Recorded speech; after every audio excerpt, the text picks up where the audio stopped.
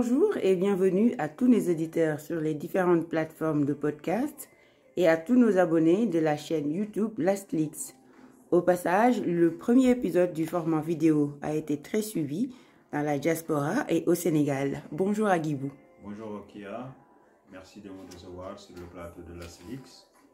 Je fais un petit coucou aux followers et les encourage à nous donner encore plus d'énergie pour continuer à les entretenir de cet exercice-là et à nous faire des feedbacks aux besoins pour qu'on améliore cette émission. Cette émission est la leur, nous la concevons pour et à travers eux.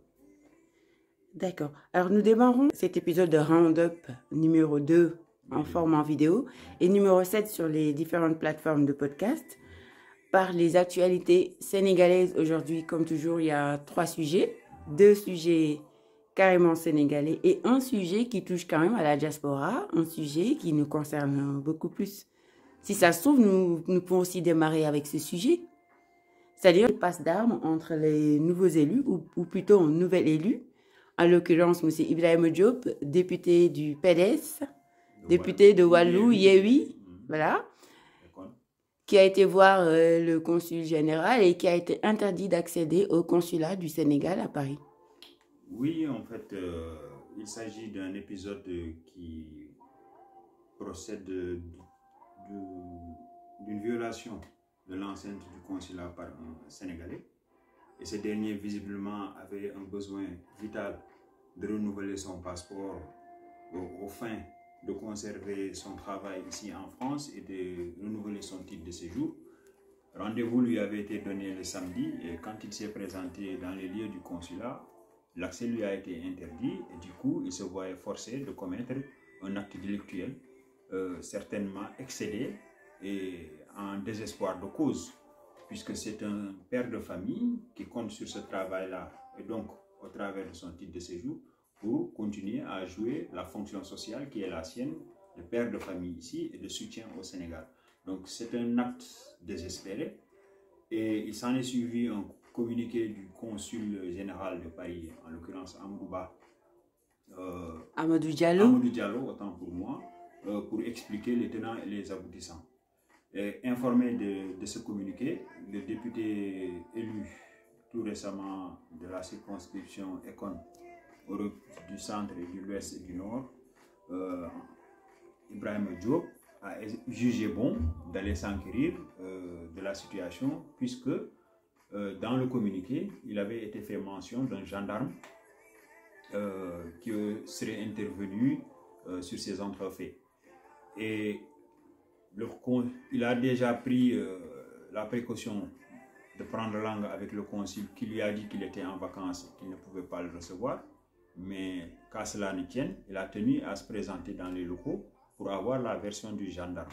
Et c'est sur ces entrefaits-là qu'il lui a été clairement notifié qu'il était persona non grata dans l'enceinte du consulat. Et donc, il s'en est suivi des échanges de propos aigres-doux entre les députés et les gendarmes. Mais finalement, on l'a laissé entrer, mais il n'a pas pu échanger avec les gendarmes puisqu'ils avaient reçu consigne du consul d'observer le silence. Donc il a fait une vidéo qui est devenue virale sur les réseaux sociaux. Mais ce n'est pas ça le plus important. Parce que le plus important aujourd'hui, je pense que c'est le cas de notre compatriote aujourd'hui qui est exposé à une situation de précarité du fait de l'insouciance et de l'indifférence que le consul affiche à l'endroit de ses administrés. Parce que un Sénégalais qui a besoin de son passeport pour renouveler son titre de séjour et conserver son travail, puisque d'après ce qu'on dit, son employeur lui l'avait mis en demeure de présenter un titre de séjour en bonne et due forme et régulier, sans quoi il allait dénoncer le contrat de travail qui le liait à notre compatriote. Et aujourd'hui, il est en garde à vue dans un des commissariats de la place. Certainement, son employeur va mettre à exécution cette menace. Et c'est bien dommage que nos administrateurs consulaires soient à ce point insensibles, voire même criminels à l'égard de leurs compatriotes qui pourtant contribue dans l'effort global de collecte qui permet à notre budget d'avoir un taux de recouvrement conséquent. Alors, Agibou, deuxième sujet de cet épisode de Roundup, c'est que le décret de la nouvelle Assemblée nationale est sorti et donc les députés nouvellement élus sont convoqués le 12 septembre prochain, c'est-à-dire dans 2 semaines. Et déjà, les hypothèses sur la composition du bureau pullulent.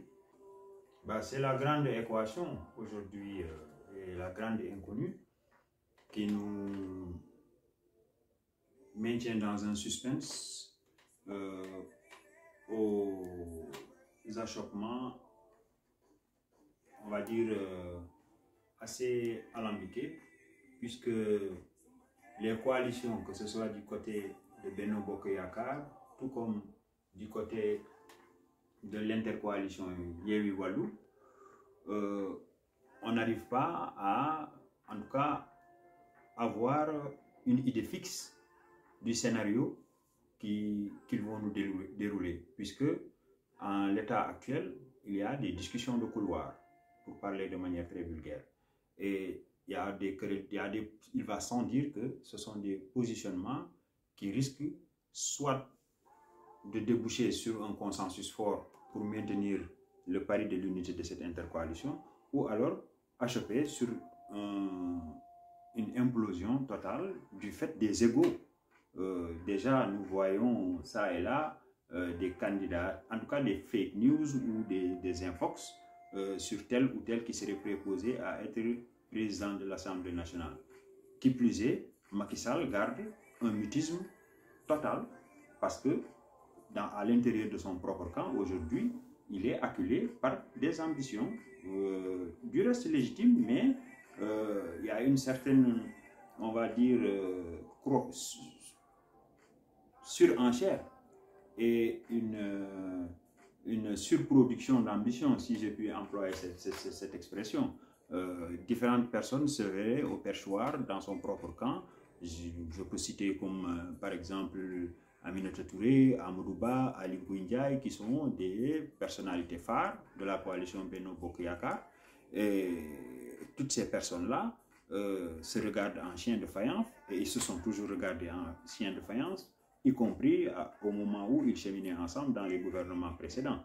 Donc Macky, aujourd'hui, est acculé dans son propre camp.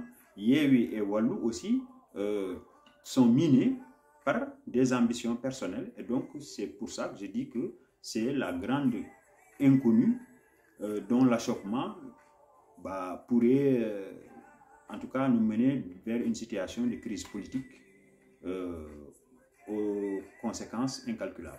Il se susurre aussi que Ahmed Aïdara voudrait bien devenir président de l'Assemblée nationale. Pour le moment, ce sont que des rumeurs. Il se manifeste parmi les candidats et il est en train de s'activer comme un beau diable pour être en bonne place. Mais déjà, ça, ce serait vraiment une régression extraordinaire pour le Sénégal. Que Ahmed Aïdara devienne président de l'Assemblée. Qu'il soit maire d'une ville, c'est un de trop, a fortiori député et président de l'Assemblée nationale. Mais il a été quand même élu, il n'a pas été élu. Il a été élu, mais il n'a pas le profil. Il n'a pas le profil, c'est quelqu'un qui a capitalisé sur sa notoriété médiatique pour se faire maintenant une légitimité politique.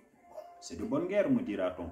Mais a-t-on une fois entendu Ahmed Aïdara débattre sur des questions d'enjeux majeurs, que ce soit sur le plan économique, sur le plan de la géopolitique et sur le plan même institutionnel.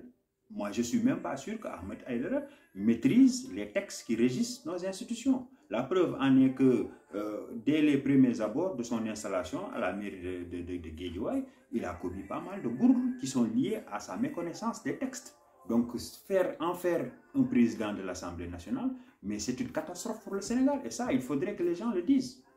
Nous allons attendre lundi, puisqu'il a convoqué un point de presse. Peut-être que nous en saurons davantage.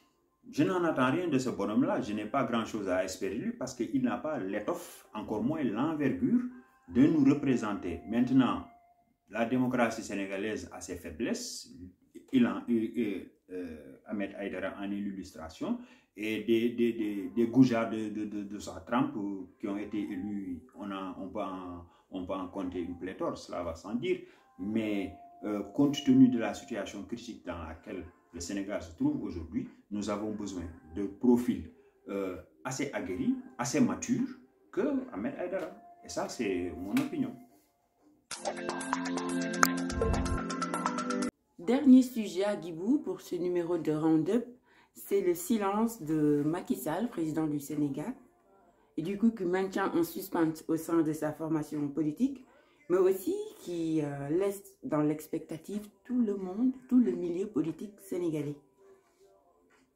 De mon point de vue, je pense que Macky Sall a fait une option, celle de jouer à l'autiste.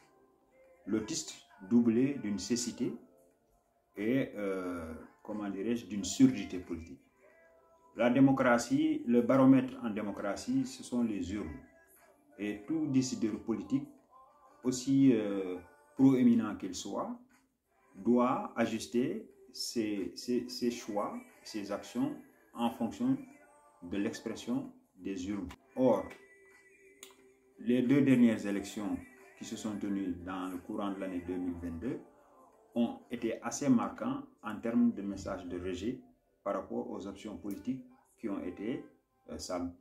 caractérisé sa gouvernance. Et on sait très bien que Macky Sall aujourd'hui n'a pas préparé son camp quant au Dauphinat pour aménager un espace de sortie qui lui permette de passer le témoin à un successeur en bonne et due forme comme dans une démocratie normale.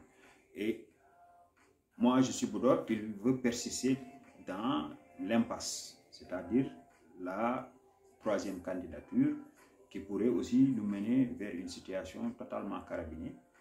Et du fait de cette obsession-là, aujourd'hui, il maintient le suspense à la fois sur la formation de son gouvernement et aussi sur l'équipe parlementaire qui ira défendre d'une certaine manière ou voter ses initiatives législatives. Parce que justement, il ne veut pas mettre la charrue avant les bœufs. Il sait qu'en mettant un premier ministre, ceux qui se sentiront lésés pourront lui porter le coup de Jarnac pour ceux qui sont à l'Assemblée nationale et voter contre lui. Parce qu'au sein de Benno Bokk Yakaar, il y a beaucoup de frustration, notamment du côté des alliés. Puisque l'AFP, le PS, LD, PIT, tous ont une portion congrue de la représentativité compte tenu des listes que Macky Sall lui-même a confectionnées. Il y a beaucoup de frustration, il en est conscient, et en dépit de tout ça, il voudrait pouvoir manœuvrer pour satisfaire les uns et les autres, de sorte qu'il n'y ait pas de voix discordantes au sein de son propre camp lorsqu'il sera question de sa 3e candidature. Et tout ça est assez révélateur, dirais-je, de l'irresponsabilité politique qui caractérise Macky Sall, puisque le Sénégal le précède et le Sénégal lui survivra. Et j'ai comme le sentiment qu'il voudrait aujourd'hui se confondre à l'État, à la nation et au peuple.